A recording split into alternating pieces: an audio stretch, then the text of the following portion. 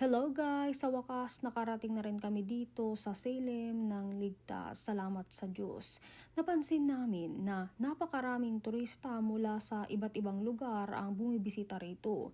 Kaya naisip ko, bakit nga ba dinarayo ng maraming tao ang Salem? Isa sa pinakaunang dahilan ay ang makulay at misteryosong kasaysayan ng lugar. Kilala ang Salem dahil sa tinatawag na Salem Witch Trials noong taong 1692. Sa panahong iyon, maraming tao ang inakusahan na gumagamit umano ng kulam o mahika. Dahil dito, naging tanyag ang Salem sa buong mundo bilang isang lugar na puno ng kasaysayan at mga kwento tungkol sa mga mangkukulam.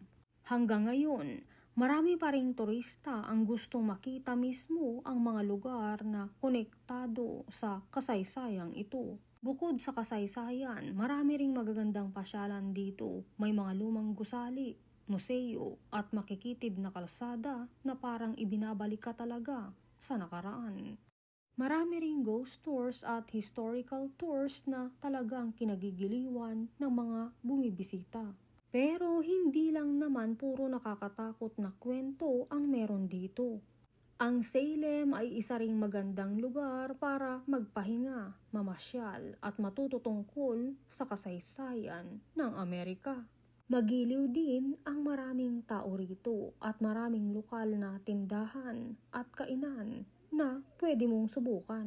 Kaya naman, hindi nakapagtataka kung bakit maraming turista ang gustong makarating dito sa Salem. Isa itong lugar na pinagsama ang kasaysayan, kultura, misteryo at kasiyahan na siguradong kakaiba sa ordinaryong karanasan sa paglalakbay.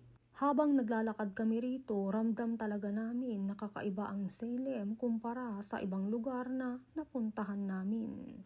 Kaya kung mahilig kayo sa adventure, kasaysayan at mga kakaibang lugar, siguradong magugustuhan nyo ang Salem. Isa talaga itong lugar na minsan sa buhay ay magandang maranasan at mapuntahan.